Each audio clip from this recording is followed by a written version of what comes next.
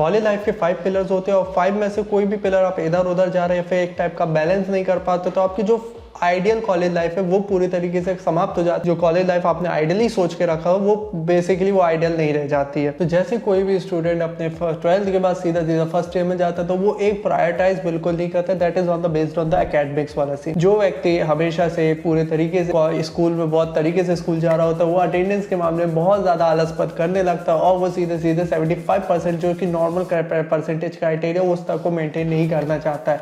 Based on जितनी भी उसे छूट मिल रही होती है उस वे पे उसकी काफी चीजें स्ट्रगल हो रही होती है। तो आपको इस 75% अटेंडेंस रूल को पूरे तरीके से मेरे हिसाब से फुलफिल करना पड़ेगा, नहीं तो आपके जो ग्रेड्स है वो सफर कर रहे होंगे बेस्ड ऑन दी आपकी भले जितना भी अच्छा पढ़ो बट कहीं ना कहीं वो एक नेगेटिव इंप्रेशन डाल देता है और इसी बीच पे आपके जो इंटरनल मार्क्स हो रहे होते हैं वो थोड़े से कम हो जाते हैं। स्टूडेंट्स लैग करते हैं वो है अपना CGPA वाला सीन। फर्स्ट ईयर में आप जैसे ही एंटर करते हो तो आप थोड़े से चिल आउट वाले सीन में पहुंच जाते हो और आप सोचते हो कि यार कोई ज़रूरत नहीं मुझे अभी पढ़ने की, मैं बहुत पढ़ाई कर चुका हूँ। और यहाँ पर उनका एक सबसे बड़ी गलती आ जाती है क्योंकि फर्स्ट ईयर के जो सब्जेक्ट्स रहते हैं वो काफ़ी आसान रहते हैं क्योंकि आपने जो भी 12th वगैरह में पढ़ रखा हो उसी बेस पे रहते हैं और फर्स्ट ईयर से ही आपके जो 4 साल की मोस्ट ऑफ द केसेस में पूरी 4 ईयर की डिग्री डिसाइड कर रहे होगे बेस्ड ऑन द नंबर कि आप जितना भी फर्स्ट ईयर में स्कोर करोगे एक इंप्रेशन बन जाता है। वही मतलब प्रैक्टिकलिटी नहीं बता सकता मैं इस चीज़ में, बस ज़्यादातर केसेस में देखा गया है कि आप अगर डिग्रीज में करीब 7 CGPA लेके चल रहे हो तो एंड ऑफ द डे तक आपके भी बहुत ज़्यादा एक्स्ट्रा करिकुलर में भी 7 से 8 तक ही ज़्यादा से ज़्यादा रिलाय हो रही होगी। और इसी बीच पर अगर आपके बिल्कुल डाउन हो जाते हैं डेट इज 4 में आ गए हो 5 पे आ गए हो तो आपके जो CGPA वो बढ़ के भी ज़्यादा से ज़्यादा 6 तक पहुंच सकते हैं। तो जो CGPA है उसको थोड़ा सा मेंटेन करके चलो, इतना ज़्यादा मुश्किल नहीं पड़ता है CGPA बनाना। आप अगर अपने एग्जाम से 1-2 हफ्ते पहले भी थोड़े तरीके से स्ट्रेटेजिकली पढ़ोगे तो ज़्यादा बेटर रहेगा PYQs एंड एक्सेट्रा थिंग्स को लेके ना। CGPA में भी 2 फैक्टर्स आ जाते हैं, दैट इज आपका मिड सेम हो गया एंड सेम हो गया। हर सीनियर आपको कहता है कि मिड सेम इज जस्ट ठीक है भाई इतना ही ज़्यादा है बट ज़्यादा दिक्कत नहीं होगी क्योंकि बहुत कम परसेंटेज रहते हैं। मिड सेम आपको एक तरीके से बोलूँ परसेंटेज इतना ज़्यादा नहीं होता पर मिड सेम में एक इंप्रेशन छोड़ता है किसी भी टीचर के ऊपर, तो वो कहीं ना कहीं हेल्प कर रहा होगा on the basis of the end same exam. तो मिड सेम जो है वो आपको करीब थोड़ा सा एफर्ट ज़्यादा देने की कोशिश करो क्योंकि मिड सेम की वजह से आपका जो एंड सेम की तैयारी वो बहुत अच्छी हो जाती है।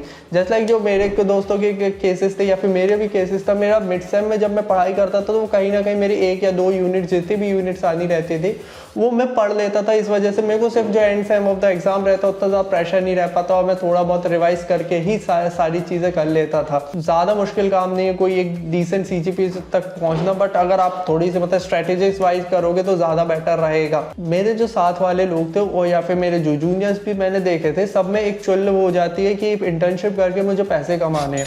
उनके पास कोई स्किल नहीं रहती, कुछ चीज़ें नहीं रहती। इवन या फर्स्ट ईयर में internship is just not the right thing. ज़्यादातर केसेस में कुछ लोगों के लिए अच्छा भी हो सकता है, मेजॉरिटी ऑफ द केसेस में 90% ऑफ द पीपल मैं बोलूँगा अगर तुम किसी को भी अपनी सर्विस प्रोवाइड कर रहे हो based on the internship etcetera thing first year में तो कहीं ना कहीं तुम मार्केट से एक्सप्लॉइट ही हो रहे होगे। जस्ट लाइक मेरा एक जूनियर का केस था, उसने स्टार्टिंग से ही पूरी चीज़ें कर रहा होता था कि have learn the video editing वाला पार्ट, तो बिकॉज ऑफ द मैच्योरिटी क्योंकि आपकी इस 18 की एज रहती होगी और उतनी ज़्यादा आपकी अब मैच्योरिटी नहीं क्योंकि आपने अभी तक अपने सीनियर से इंटरेक्ट नहीं कर पाया, आपने पूरे तरीके से कॉलेज को अभी एक्सप्लोर नहीं कर पाया। डिफरेंट पर्सपेक्टिव ऑफ ओपिनियंस वाले जो कॉलेज के स्टूडेंट्स वो आपको देखने नहीं मिले। इस वजह से जो other side of the corporate वाले आउट ऑफ द कॉलेज वाला जो वर्ल्ड है वो बहुत ज़्यादा एक्सप्लॉइटिंग रहेगा और वो कहीं न कहीं से आपको एक्सप्लॉइट कर रहा होगा based on the for example अगर आपकी कुछ एक वर्क कर रहे हो उसके लिए आपको स्टाइपेंड जो है 20,000 मिलना चाहिए बट आप 5,000 ही मिल रहा है, तो ये एक टाइप का एक्सप्लॉइटेशन है कि आपके जो भी स्किल्स आपने सीखा मार्केट डिमांड सीखे उसके बेसिस पे आपको हाफ कट किया जा रहा है। तो इस तरह की जो मैच्योरिटी वो फर्स्ट ईयर में इस तरह नहीं आ पाती और जो वर्कलोड है बहुत ज़्यादा रहता है। तो इस तरह से आपकी जो first priority that is academics and etcetera थे वो जो फर्स्ट प्रायोरिटी है वो भी अफेक्ट हो रही होगी। इस वजह से internship is not the good option, चाहे जितने भी स्किल्ड हो चाहे आप कितने भी हो। बट कुछ एक्सेप्शन केसेस आ सकते हैं कि कुछ लोगों को लगता है कि ठीक है फाइनेंशियली इतने ज़्यादा हम स्टेबल नहीं है तो मेरे से कुछ चीज़ें आती तो मैं सर्विस प्रोवाइड करते एक बहुत अच्छा डिसेंट अमाउंट अर्न कर लूँ तो ज़्यादा बेटर रहेगा। उस केस में बहुत अच्छी बात है। बट अब अगर इतना ज़्यादा नहीं है मतलब एज सच आप बहुत ही डिसेंट बैकग्राउंड से आ रहे हो, आपकी डिसेंट फैमिली है, अर्निंग वगैरह काफ़ी अच्छी है, तो don't try to be on the internship वाला सीन क्योंकि इंटर्नशिप कहीं ना कहीं आपकी जो ओवरऑल आपकी जो कॉलेज जर्नी है उसको अफेक्ट कर रही होगी based on the first year. Experience मिलेंगे, बट किस कीमत पे मिलेंगे वो भी बहुत ज़्यादा इम्पैक्ट कर रहा होगा। आप जैसे ही सेकंड ईयर या फिर थर्ड ईयर में आते हो तो internship can be done, but first year में आपको इंटर्नशिप के लिए एक चीज़ सीखनी पड़ेगी, दैट इज स्किल्स है ना। Skills can be divided, that is आपका जो CS वाला बैकग्राउंड वाली स्किल्स हो गई और नॉन CS वाली बैकग्राउंड वाली स्किल्स हो गई।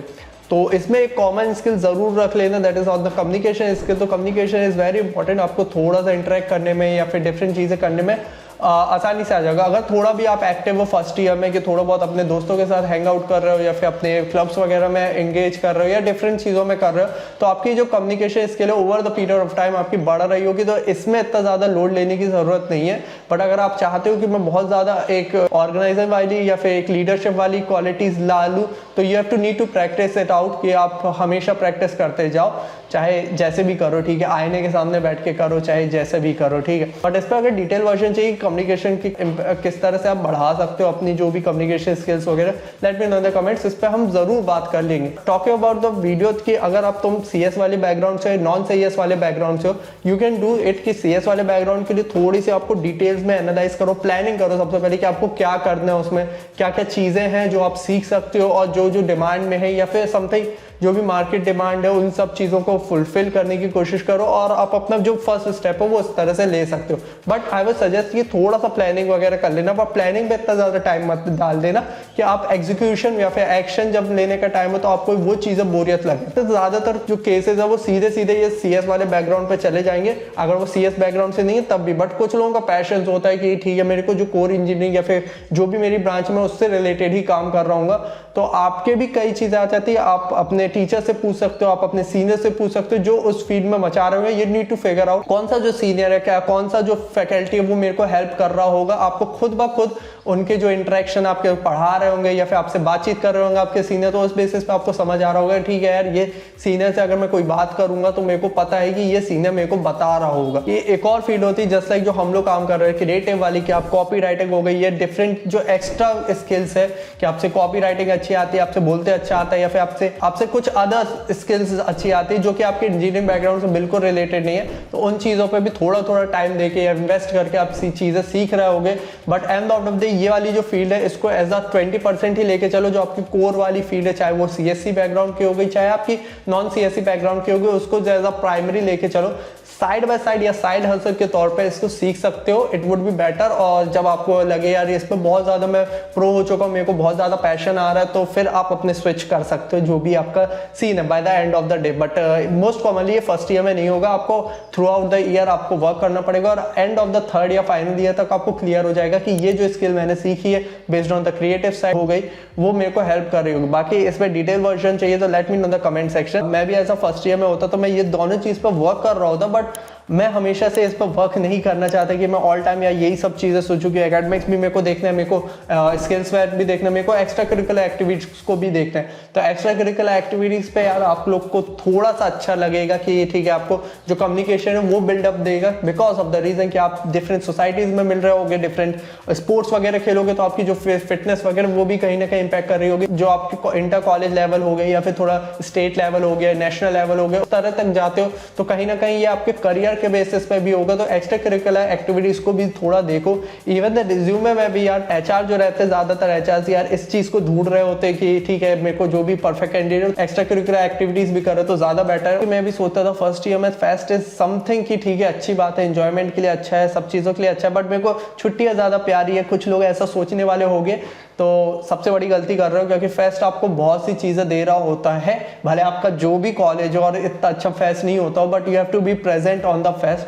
थोड़ा सा एक्सप्लोरेशन ज़्यादा अच्छा मिल रहा होता है, बाकी लोग भी आ रहे होते हैं बेस्ड ऑन द, अगर प्राइवेट में तो सच में बहुत लोग आ रहे होते हैं based on the different colleges से। गवर्नमेंट में इतने ज़्यादा लोग नहीं आते, बट ठीक है।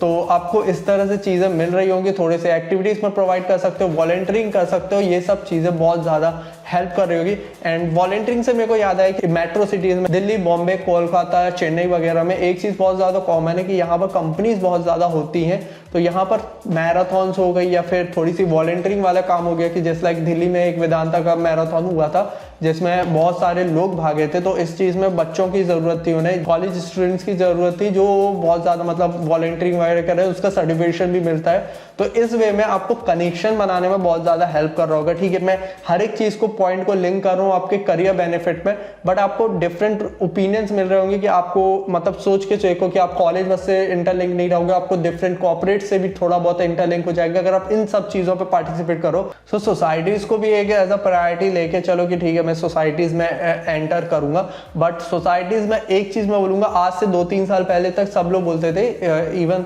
सब लोगों का यही कहना था, अगर मैं भी होता फर्स्ट ईयर में तो मैं यही कहता अपने फर्स्ट ईयर के जूनियर को कि यार सोसाइटीज़ में आप ज़्यादा से ज़्यादा सोसाइटीज़ भरने की कोशिश करो। ओके दैट्स ग्रेट, अभी भी मैं यही कहूँगा, बट ज्वाइन जो है वो सिर्फ 2 से 3 करना, इवन 2 इज मैक्स की, 2 से ज़्यादा मत करो, ज़्यादा बेटर रहेगा। क्योंकि अभी के टाइम पर बहुत ज़्यादा एक्टिव रखने की कोशिश करें। चेंजिंग एनवायरनमेंट हुआ है तो थोड़ा सा सोशल मीडिया हो गई, ये सब चीज़ों में बहुत ज़्यादा एक्टिव रखने की कोशिश करें। क्योंकि एंड ऑफ द डे इस कॉलेज को भी रिजल्ट चाहिए कि ठीक है ये कॉलेज का जो क्लब है ये एक्टिविटी कर रहा है, इस वजह से हम इसको फंडिंग करेंगे, ऐसा एक चीज़। तो बहुत ज़्यादा जो इररिलेवेंट जो पार्टिसिपेशन है वो भी कर रहे होते हैं, तो इस वजह से आपको थोड़ा सा ज़्यादा टाइम चले जाता है। और अगर 3 सोसाइटीज़ में रहोगे तो आपका कहीं ना कहीं एज अ आउटपुट जो है वो मिक्स डिवाइड हो जाएगा और फोर्सेस वगैरह सही जगह नहीं लग पाएंगे और आप कंसंट्रेट भी नहीं कर पाओगे। तो आपको या फिर निकाल दिया जाएगा या फिर आपको खुद क्विट करना पड़ेगा। That's the biggest mistake. और एज सच कुछ सोसाइटीज़ आपके करियर पर बिल्डअप देती है, बट आपकी कुछ चीज़ें जो सॉफ्ट स्किल्स है वो सिखाने की कोशिश कर रही होती है। एज सच आपको डायरेक्टली आप अगर लिखोगे रिज्यूमे में तो एज सच कुछ फायदा तो होगा अगर प्रेसिडेंट वगैरह हो तभी। These all things are based on the career वाले थिंग। बट मेरे को एक चीज़ और चाहिए जो ज़्यादातर स्टूडेंट्स काम कर रहे होंगे बट लिमिट में करना, दैट इज़ फन वाला सीन।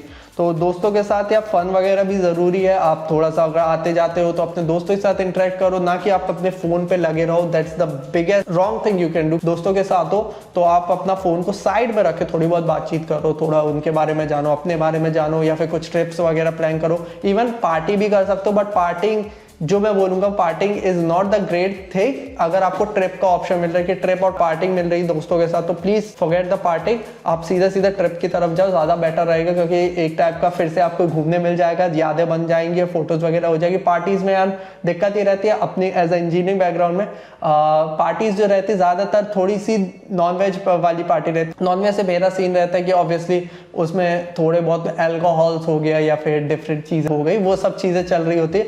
तो मुझे नहीं लगता कि वो चीज़ मतलब जो सामने वाला कर रहा है उसको बिल्कुल भी याद नहीं है, तो वो कोई कुछ मेमोरी या फिर कुछ चीज़ें याद नहीं रहती उस चीज़ में, इसलिए मेरे को एक टाइप का माहौल ख़राब कर देता। पर ट्रिप्स जो रहती है वो ज़्यादा बेटर रहती है क्योंकि ओकेजन ऐसा रहता, तो ये वाली चीज़ नहीं हो पाएगी कि आप बीच पे जाके मतलब समझ रहे हो एल्कोहल वगैरह कंज्यूम कर रहे हो।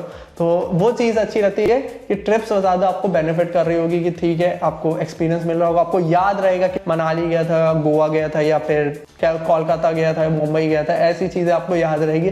बट अगर पार्टिंग की बात करें तो हम लोगों ने भी पार्टिंग की, बट यही होता था 2 डिवीजन बढ़ जाते थे।